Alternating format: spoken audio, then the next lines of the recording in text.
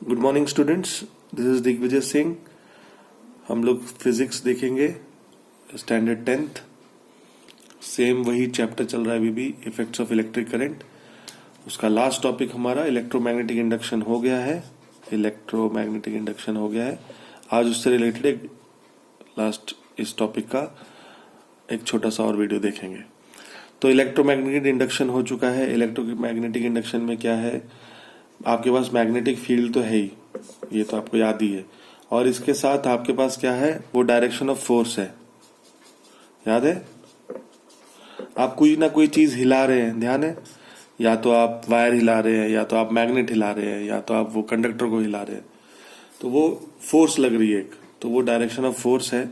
और ये दोनों मिलने के बाद हमको एक नई चीज मिलती है, क्या, इंड्यूस्ड करंट।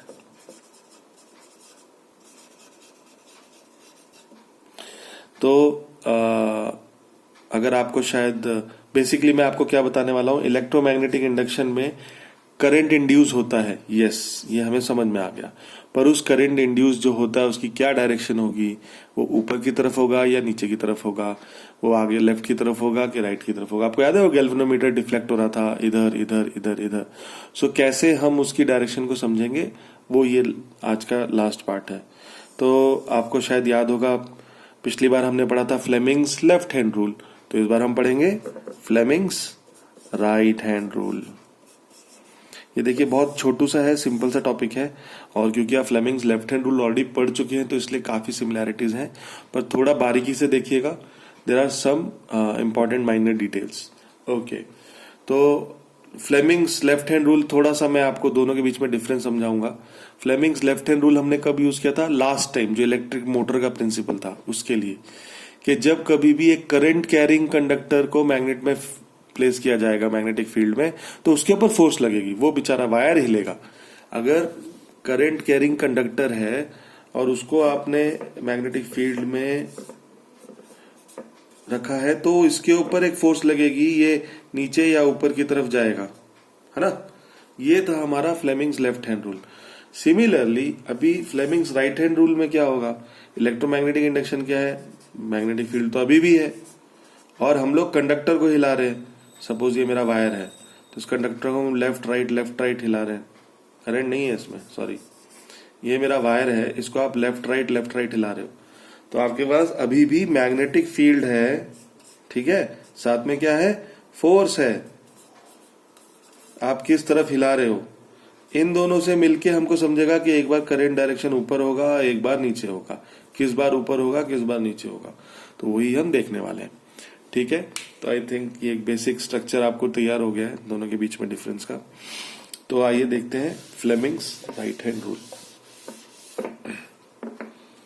तो क्योंकि मैंने आपको पहले ही बताया वर्डिंग सेम ही है, तो इसलिए कुछ ज्यादा, Fleming's right hand rule. So stretch, उसमें भी था स्ट्रेच, 3 फिंगर्स, कौन कौन सी, thumb, index finger and middle finger.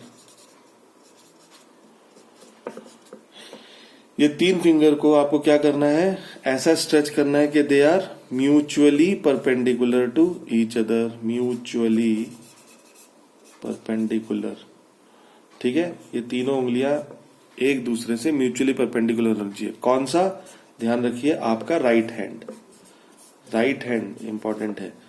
मेरा ये लेफ्ट हैंड है, ये मेरा राइट हैंड है, तो राइट हैंड में मेरा थंब, इंडेक्स फिंगर और मिडिल फिंगर, इन तीनों को ऐसा करना है कि ये तीनों आपस में म्यूचुअली परपेंडिकुलर। दिख रहा है आपको, ये एक अलग एक्सिस है, ये एक अलग एक्सिस है, ये एक अलग एक्सिस है, एक्स वाई जेड 3D में, है ना, ये देखिए।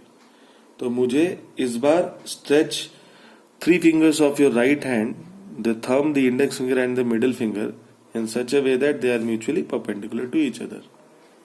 Now, अब इसमें रूल क्या है, मैं आपको फिर से समझा चुका हूं।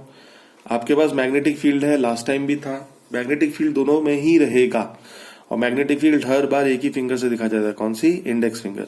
सो now if the index finger gives you the direction of magnetic field, बराबर, मैंने आपको बताया था हमारे पास दो चीजें हैं इस बार, इंडेक्स फिंगर है हमको मैग्नेटिक फील्ड देने के लिए, और दूसरी चीज क्या है, डायरेक्शन ऑफ फोर्स, हम किस डायरेक्शन में वो कंडक्टर को हिला रहे हैं, आगे पीछे कर रहे हैं। एंड थंब, जो थंब है हमारा, gives the direction of force. Then the centre finger और मिडिल फिंगर, सेंटर में क्यों बोलता हूं, क्योंकि सी से करंट याद रखने के लिए इजी रहता है, MW है, इसमें सी से मैग्नेटिक फील्ड, फोर्स और करंट, इसलिए सी से ये याद रखने के लिए इंपॉर्टेंट रहता है। अगर आपके पास ये है और ये है, तब आपको centre finger gives you the direction of the induced current, ये याद रखिएगा। यही है हमारा फ्लेमिंग्स राइट हैंड रूल, बहुत ही सिंपल है। आप ऑलरेडी लेफ्ट रूल पढ़ चुके हैं, तो मुझे नहीं लगता कोई ज्यादा दिक्कत आनी चाहिए। मैं एक बार फिर से समझा देता हूं इसको थोड़ा सा टेबुलर फॉर्म में, कि मेरे पास इंडेक्स फिंगर में मैग्नेटिक फील्ड है,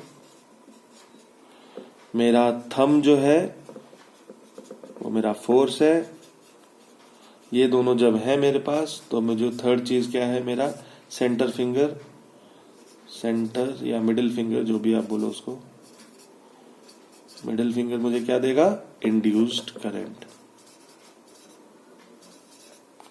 induced current.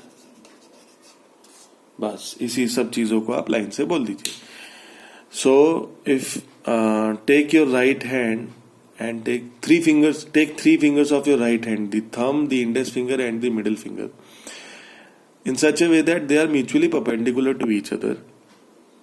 Now if the direction of the magnetic field is given by the index finger and the direction of the force on the conductor is given by the thumb, then the direction of the induced current will be given by the middle finger.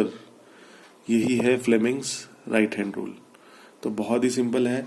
ये rule से आपको क्या समझ में आएगा कि वो induce current जो पैदा हो रहा है उसकी डायरेक्शन क्या होगी, इस तरफ होगा, उस तरफ होगा, ऊपर जाएगा, नीचे जाएगा।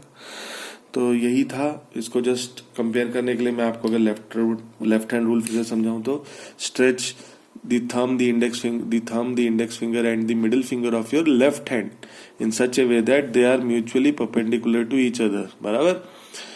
Now if the direction of the magnetic field is given by the index finger and the direction of the current in the conductor is given by the center finger or middle finger, then ये दोनों थे, then direction of the force applied on the conductor will be given by the thumb. The direction of the force experienced by the conductor will be given by thumb. इसी की जगह इसमें क्या है, ये अभी भी वही है दोनों, मैग्नेटिक फील्ड, ये दोनों अभी भी वही है, करंट, ये दोनों अभी भी वही है, फोर्स। तो ये ध्यान रखिए, तीनों उंगलियां वही काम कर रही है। ये मैग्नेटिक फील्ड ही रहता है, ये करंट ही रहता है और ये फोर्स ही रहता है। ठीक है। अंतर क्या है, लेफ्ट हैंड रूल में मेरे पास मैग्नेटिक फील्ड होता है, साथ में करंट होता है, उसके बाद मुझे फोर्स मिलता है, 1 और 2, बाद में 3 आता है। राइट हैंड रूल में क्या है, राइट हैंड रूल में मेरे पास फोर्स होता है और मैग्नेटिक फील्ड होती है, दोनों में मैग्नेटिक फील्ड तो होता ही है। एक में करंट होता है तो मुझे फोर्स मिलता है, एक में मेरे पास फोर्स है और बाद में मुझे करंट मिलता है। सो इसमें है 1, 2 और 3। ठीक है, ये बेसिक डिफरेंसेस है, आप ध्यान रखिए। और जैसे एक और मैं आपको हिंट दे देता हूं आगे की जो हम पढ़ने वाले हैं आगे। जैसे लेफ्ट हैंड रूल से आपको इलेक्ट्रिक मोटर का प्रिंसिपल समझ में आता है, उसकी डायरेक्शन समझ में आती है, वैसे राइट हैंड रूल से हमको इलेक्ट्रिक जनरेटर समझ में आने वाला है।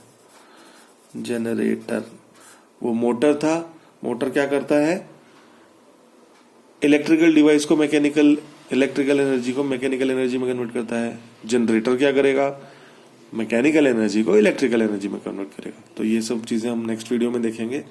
तो आई होप आपको ये समझ में आया होगा। बहुत ही सिंपल वीडियो था, Fleming's right hand rule. So Fleming's right hand rule is used to get the direction of the induced current in the phenomena of electromagnetic induction. तो इलेक्ट्रोमैग्नेटिक इंडक्शन में करंट किस डायरेक्शन में flow करेगा वो हमको right hand rule बताएगा। ठीक है, थैंक यू वेरी मच, धन्यवाद।